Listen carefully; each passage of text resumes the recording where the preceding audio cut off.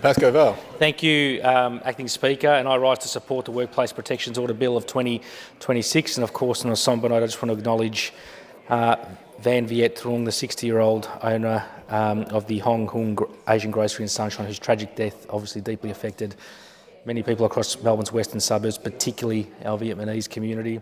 And it's all the more reason why this bill is more important than ever. And I'm proud to support this bill as the Parliamentary Secretary for Community Safety. I'm proud to support it as the member for Pascoe, Coburg and Brunswick West, which is home to so many proud local retail shopping strips right across the community, whether it's from the Pentridge Precinct or Sydney Road, the Victoria Street Mall, Boundary Road and Pascoe Street at the front of Westbreen Primary School, along Devon Road, Coburg North Village, the Bell Melville Shopping Precinct with the amazing Mancini Hair Studio that's there, the Moreland and Melville Road intersection shops as well, Nicholson Street, Harding Street, Kent Road in Pascoe Vale, Merlin Street in Merlinston, Albion Street in Brunswick West and so many other little pockets. We're home to so many proud retailers as well. Acting Speaker, I'm proud to support this bill as a proud member of the Transport Workers Union.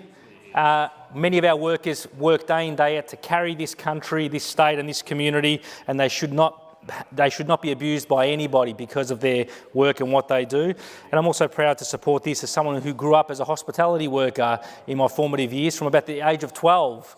Admittedly, working up and down many of the different restaurants and cafes on Lygon Street over the years as a high school student, then as a university student and beyond. I experienced my fair share of interactions with customers, which overwhelmingly were very, very positive, of course. And I'm pleased to support this bill, which of course complements the Crimes Amendment, Retail, Fast Food, Hospitality and Transport Workers' Harm Act and Worker Protections Act that we moved in November 2025 as well, and to deliver on the Victorian Government's commitment to give vulnerable customer-facing workers greater protections against assaults, threats and abuse. The bill creates a new workplace protection order scheme to address unacceptable conduct such as violence, sexual abuse, stalking or threats towards staff in retail and certain transport workplaces, while a workplace protection order, or WPO as it will be informally known, will be a civil mechanism for preventing harm. Breaches of a condition of a WPO will carry a significant criminal consequence of up to 2 years imprisonment, a fine or approximately $50,000 fine or both. Retail and passenger transport workers are absolutely vital to a thriving Victorian community. The retail industry contributes over $73 billion to the Victorian economy annually, while more than 490 million trips were recorded across the Victorian public transport network in 2025. These workers keep our economy growing and keep us moving around our state safely. However, they often experience violence, abuse and harassment just for doing their job.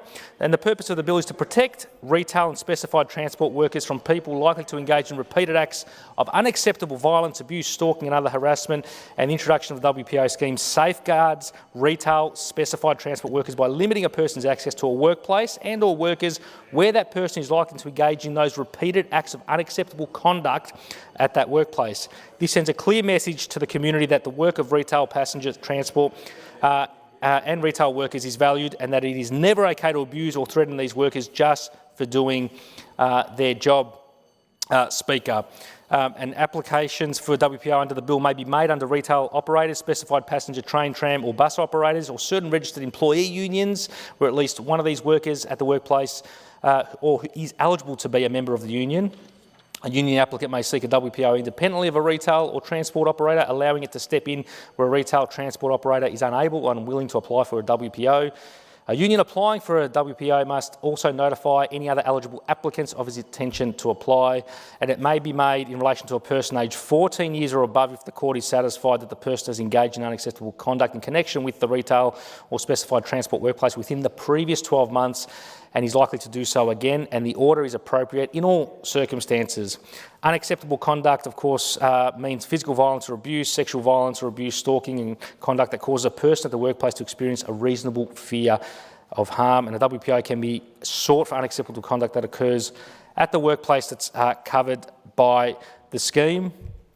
And in determining any conditions of a WPO, the court must give paramount consideration to the safety and protection of the workers in the workplace, but also must have regard to other factors such as hardship that is likely to be caused by any person subject to the order. The orders may be enforced for a maximum duration of 12 months, and the applicant or the respondent to the WPO may apply to the court to have the WPO revoked or the conditions of that order varied.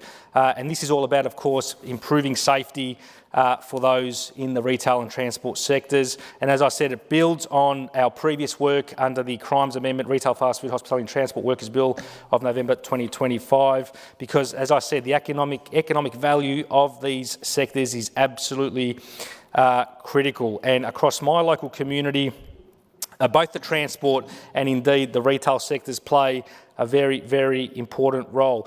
In terms of local businesses across Marybeck, retail make up 7.1% of our local businesses, 1,774 shops. In terms of transport, they're 13% of our local businesses, 2,200 in the transport sector. In terms of retail workers, they make up 8% of the local workforce, about 7,500 employed in retail. And in terms of transport workers, there's 4,000 local residents, or 4.2% of our local workforce. But we know, as jobs have grown across these sectors, that retail and customer abuse being experienced has sadly also continued to rise. This is confirmed by the data, with the Australian Retailers Association reporting some 800,000 retail crime incidents across Australia, and 70% of retailers report increasing customer theft.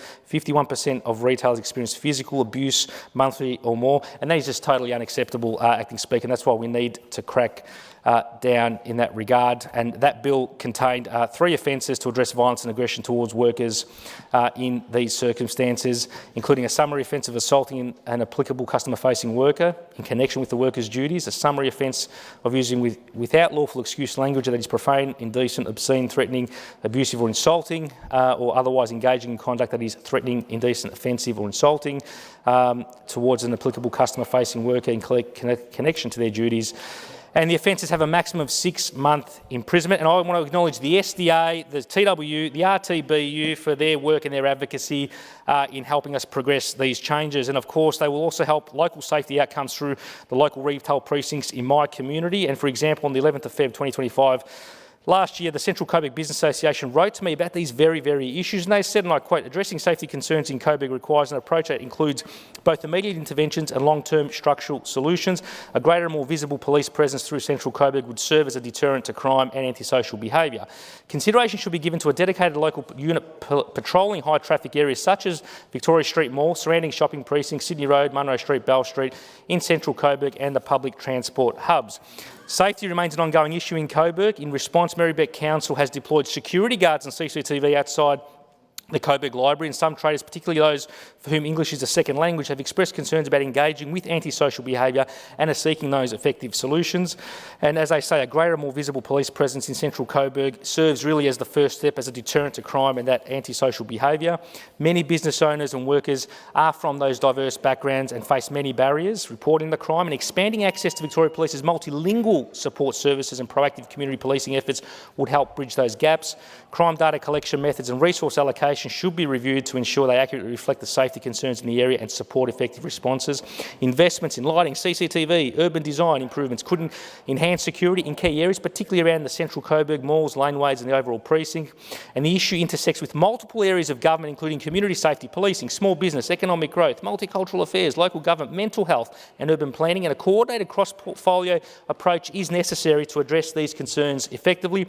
Safety concerns in Coburg impact business confidence, livability and economic growth, and a thriving local economy depends on safe and welcoming spaces where people feel comfortable to work, shop and socialise, and addressing these issues will contribute positively to the community's overall wellbeing and design. I just want to acknowledge a couple of residents who have approached me on these issues, including Layal. I'm reaching out because the last few months I've noticed an increase in drug and alcohol wellbeing affected people in the area. While walking along Sydney Road near Coburg Mall, myself and my baby, luckily she was in the baby carrier, were verbally abused by a lady for no apparent reason as she walked past. She specifically said disgusting words about my baby.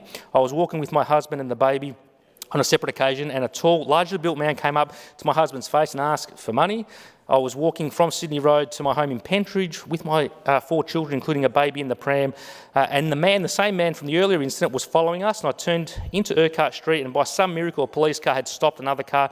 Once I approached the police officers, the man following us turned back and walked back in the opposite direction. Alex, a local dad, said that yesterday, this is back in April 25, while shopping with his wife and 7-month-old child at the Coburg shopping precinct, he was assaulted in broad daylight whilst walking past the Coburg Library. But since these letters and these experiences, we we are continuing to take strong action, Acting Speaker, in this regard, revitalising Central Coburg, Activity Centre plan, ongoing investments to uplift the entire precinct, including the Victoria Street Mall, outstanding work by our local Victoria Police through Operation Priority and Operation Bluestone, which are targeting dangerous violent offenders.